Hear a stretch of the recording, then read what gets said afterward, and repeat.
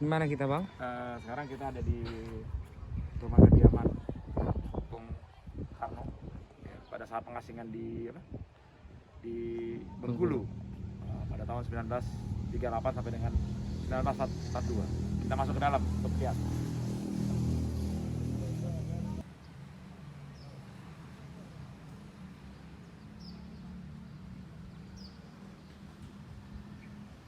Ambilkan itu. Termasuk ikon Indonesia dan ikon Bengkulu juga nih. Jadi maksudnya ya sejarah Indonesia kan dimulai juga waktu beliau di sini. Betul. Jadi kalau Bung Karno nggak di sini kan mungkin sejarah Indonesia yang kita lewatin beda. Untungnya Bung Karno pernah melewati ke sini. Iya. Kalau enggak tuh nggak ada jalan Fatmawati di Jakarta tuh bang. Iya kan di Jakarta Selatan itu kan. Wah, sekarang sudah ada ininya. Assalamualaikum Pak. Oh, kita cuci tangan nih Pak. Tetap protokol ya, Bang? Prokes.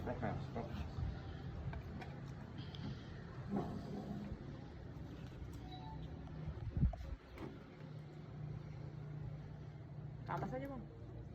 Yuk.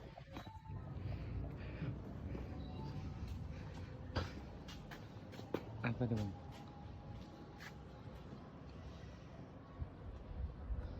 Diresmikan tahun 1945. Ya kan? Kita buka satu Pak ya? Iya.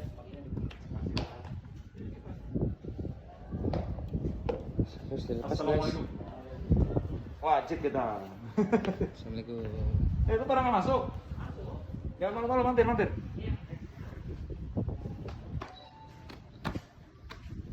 Ini. Iya.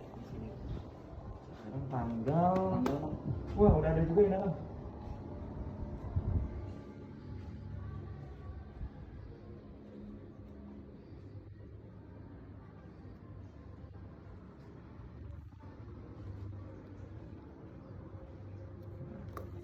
Makasih Mas. Yang beda bang, 10 tahun yang dulu abang kemarin. Ya. Jadi, Oh. nah, kalau dulu kan 10 tahun yang lalu kita pakai foto-fotonya doang. Nah kita sekarang lengkapi dengan informasinya juga. Termasuk ada informasi kalau Bung Karno ke sini juga dulu ada SPPD bang. Ini ada apa? Ada surat biaya perjalanan dari dari ini ke Bung. Oh iya. Jadi memang kayaknya di Indonesia juga kan banyak manut sih sistemnya. Oke. Ini sejarah beliau ya. Iya benar bang. Di pengasingan dari Flores kan ya beliau ya. Oh sebelum di Bengkulu ya di Flores. Cuman Di sebelum Flores. di Flores kan beliau di Sukamiskin. Bandung sama Banjir Bandung juga. Beliau tuh diasingkan di sini karena apa sih Mas dulu? Jadi kan untuk mengurangi nuansa politik beliau baik dalam negeri maupun luar negeri kan. Jadi maksudnya yang ditakutin dia ditakutin dari sosok beliau itu kan jaringan komunikasi politik beliau. Oh oke. Untuk diputus ya jaringan. Iya benar. Mungkin dulu dianggap Bengkulu itu paling terpencil ya dulu ya. Iya salah satunya ya itu alasannya kenapa Bengkulu dipilih menjadi salah satu tempat pengasingan Bung Karno. Jadi kenapa nggak mesti naik daerah lain? Jadi kenapa mesti di Bengkulu?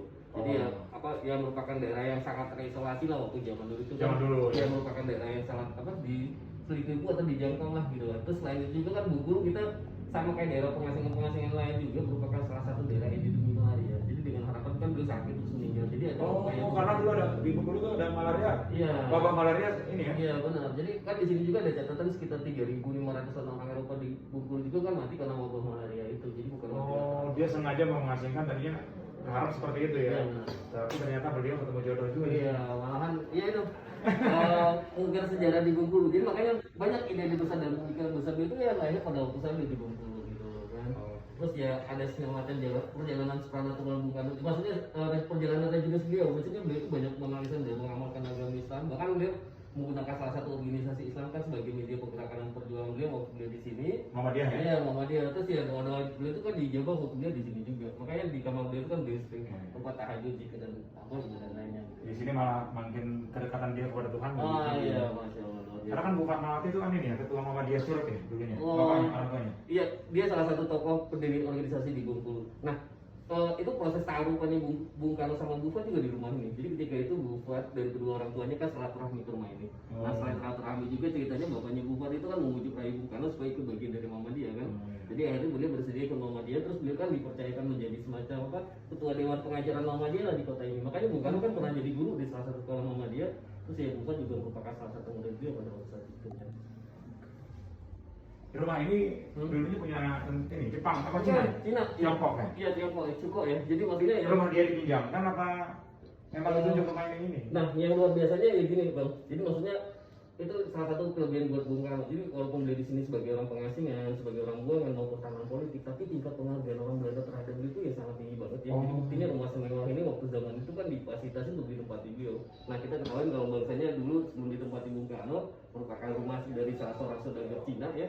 Nah, yang luar biasanya juga ini merupakan hasil pilihan beliau sendiri, Bang. Jadi maksudnya beliau itu kan pertama kali datang ceritanya kan beliau ditempatkan dulu di salah satu penginapan. Nah, 2 minggu kemudian itu ya. Hotel apa tuh namanya? Sekarang udah nggak ada lah ya?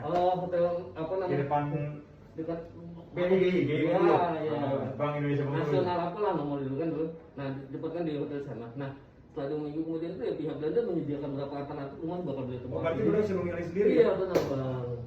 Karena penghormatan terhadap beliau masih. Iya, nah sangat luar biasa juga beliau punya inilah. Jadi walaupun beliau di sini sebagai orang pengasingan terbuangan, beliau punya Surat kenaikan tunjangan. ada semacam token atau remunerasi lah. Jadi walaupun bukan tetap dikasih upah ya, iya, gaji. Apa kapasitasnya kan sebagai orang pengasingan maupun orang buangan. Ini adalah surat kenaikan tunjangan. Boys. Kayak ini aja PNS ya. Iya, ada tunjangan. Iya, kalau seandainya dihapusin periksa proses itu jangan Belanda ada ya.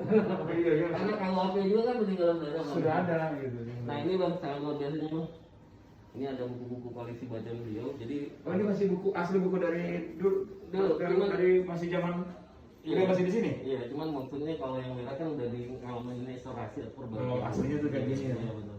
Nah, yang luar biasa juga kan sama-sampai bimbel perjanjian lama tuh beliau baca. Jadi walaupun dia seorang muslim taat, tapi kayaknya dari segi agama malam ini kan beliau juga paham gitu. Oh, beliau juga mempelajari ya. Iya. Kawasan aja teman-teman. Iya. Oke, yuk kita masuk dalam. Nah, ini yang sangat luar biasa juga Bang. Dari sekian buku yang pernah beliau baca, ini bacaan utama beliau Bang, Al-Quran. Jadi memang kita ketahui kalau Al-Quran kan merupakan sumber inspirasi ilmu dunia maupun ilmu akhirat Bang. Terus memang Al-Quran itu kan menceritakan masa lalu, sekarang dan akan datang. Sebenarnya apapun saat ini terjadi kan sudah diceritakan dalam Al-Quran gitu. Nah, memang juga kehadirannya baca Al-Quran kan sangat luar biasa bagi tempat kerja maupun tempat tinggal. Jadi ada keberkahannya gitu Bang. Memang paling penting itu adalah jangan lupa untuk selalu membaca. Ya Mas ya? Iya. Dengan membaca kita bisa lebih tahu. Nah ini pemahamannya beliau Bang. Jadi memang orangnya beliau istilahnya 10 kali lipat dari orang biasa lah. Jadi memang dari segi pengetahuan intelektual beliau maupun dari segi apa prejudice-nya beliau juga gitu loh Bang. Nah memang juga beberapa puluh tahun yang lalu udah ngomong kayak gini kan Bang. Jadi orang sekarang aja banyak yang beliau lah gitu.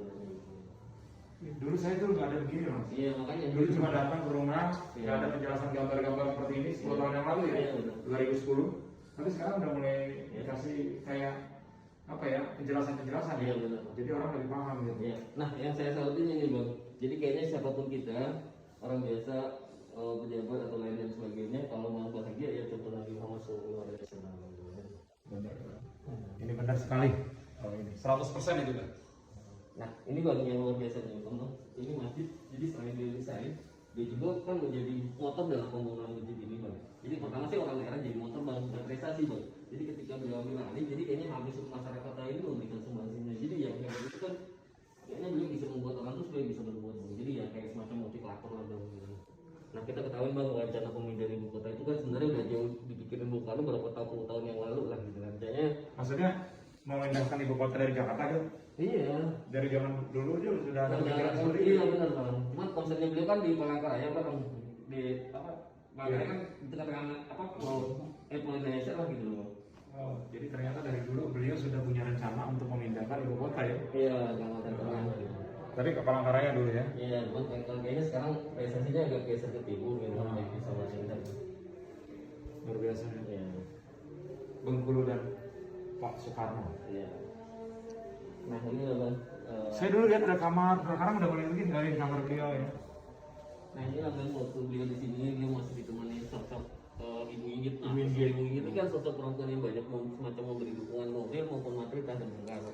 Nah, hebatnya kata Bung Karno ya kayak gini Bang. Jadi kalau ada sosok perempuan kita ini sebenarnya nggak ada apa-apa. Ibaratnya kalau kata katanya Bung Karno itu kan burung itu tidak akan terbang tinggi dengan satu sayap. Jadi sosok perempuan itu dengan sayap sebelahnya gitu. Jadi dibalik apa laki hebat kan belakangnya ada Betul. perempuan. Keberhasilan seseorang laki-laki itu tergantung dari istrinya juga. Iya benar Bang. Dukungan dan juga ya tadi Jadi jangan lupa orang-orang yang sudah berkeluarga ingat dukungan istri adalah paling utama. Iya benar. Itu bener nih, ini bener bang, saya setuju nih. Iya benar. Jadi Pak Karno juga menanamkan itu gitu. Iya. Dukungan keberhasilan suami itu ada di istri. Bener nggak? 100% bang. Bener nggak? Nah ini lemari hias merupakan hasil karyanya dia juga. Jadi ceritanya pada Pak maksudnya ini udah baca yang gue? maksudnya desainnya bang. Jadi maksudnya beliau di sini pernah mendirikan satu perusahaan mebel yang bernama Sukamerindo bang. Sekarang menjadi nama satu desa atau kelurahan yang di kota ini. Nah ini yang pakaian dari togel atau teater bang. Jadi ini kalau kita di Jawa kita ketahui bahasanya wali-wali di Pulau Jawa itu kan banyak media ini kan mengenai wayang bang. Nah ini juga salah satu media politik beliau pada urusan beliau di sini. Jadi banyak pesan-pesan politik beliau itu kan beliau sampaikan dalam bentuk apa cerita sandiwara ini. Nah yang hebatnya beliau tidak ada tidak ada sebatas skenario atau semacam apa mengetahui ataupun apa perkumpulan ini atau beliau menjadi salah satu aktor dalam pertunjukan. Jadi kemarin juga gitu. Jadi ya orang mau kita lah gitu. Nah ini baru sangat luar biasa loh. Hiburan macam ini dan sebagainya. Ini bukan anak-anak ini. Ini dari sini? Bukan dari Bumi. Jadi Oh dari pemimpin. iya. Nah ini mau saya seperti ini bang. Jadi sosok Bung Karno aja menyadari bahwasanya menjadi seorang presiden pun ada batasnya. Jadi dia bilang di sini bahwasanya kekuasaan Allah Subhanahu Wa Taala itu kan di atas kekuasaan semuanya. Jadi kalau saya menyimpulkan kenapa Bung Karno bisa berwato suka kayak gini. Jadi ini kan kesimpulan dari kalimat tauhid loh, kalimat la ilaha illallah Muhammadur Rasulullah. Nah kalau ada bupati, ada gubernur yang berkunjung, saya bilang gini Pak, jangan lupa ya Pak, ini Pak. Jangan lupa. Nih, buat para pemimpin nih. Janganlah kita lupakan demi tujuan kita bahwa para pemimpin berasal dari rakyat dan bukan berada di atas rakyat. Setuju banget. Kedaulatan rakyat nih. Jadi kalau menunjukin nama ini ya, ini kata-kata beliau nih mas. Iya benar. Luar biasa memang. Ya sosok ini ya sosok inspiratif dan ya salah satu sosok inspiratif Indonesia yang pertama mungkin buat saya. Nah Di Indonesia ya. iya. Jadi ini juga bang sangat luar biasa. Jadi kayaknya Bung Karno juga jatuhnya karena ini juga terus kita berbeda berbahasa bernegara itu kayaknya dia ada. Ini kalimat ini selalu ada nih. Iya. Perjuanganku lebih mudah karena mengusir penjajah. Perjuanganmu lebih sulit karena melawan bangsamu sendiri. Kata-kata ini tuh terus Iya, terus bergema ya. Ini sepeda beliau. Oh maksudnya sepeda yang pernah beliau pakai bang. Iya. Ini ulang tahun beliau nih. Sepeda ontel. Iya. Maksudnya bukan sepeda beliau bang, jadi maksudnya sepeda yang pernah beliau pakai di Oh, iya. sini. Jadi kan lebih beliau dari Pulau Jawa, aku nggak pernah bawa sepeda. Jadi kan teman beliau atau sahabat beliau di sini, jadi dia ada aktivitas beliau di rumah, dia selalu melakukan sepeda. Sedikit ini dari ini, jadi foto beliau pas pertama kali nonton di kota ini, terus dia tambah menggunakan PC, atau PC. Jadi maksudnya itu tidak semua orang bisa mengakses beliau. Jadi yang mana itu tambah menggunakan PC atau apa. Jadi memang lihat atau foto itu kan ya terdapat kalau jika beliau menggunakan PC. Nah, kopi atau itu kan tidak identik dengan asli muslim. Nah, bila mana mau pernah ke Toraja ke Samosir, jangan kaget itu kalau pendeta di sana hanya menggunakan baju atau kopi. Jadi simbolis nasional.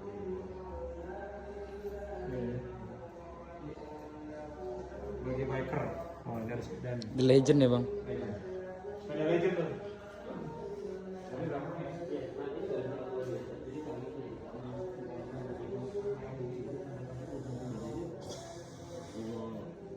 Ya itu minta semacam inilah gitu kan. Minta dicarikan jodoh ya?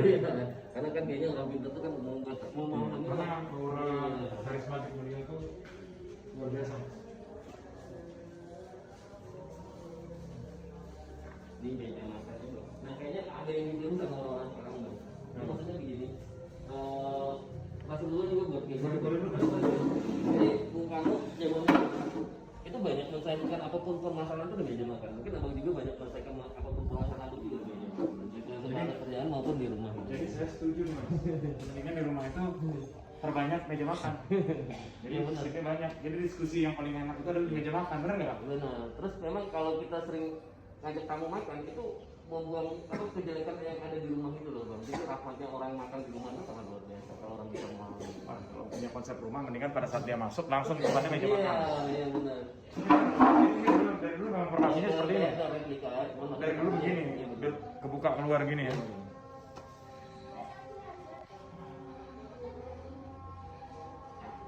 Nah kita ketahui kan kalau di minggu itu kalau makan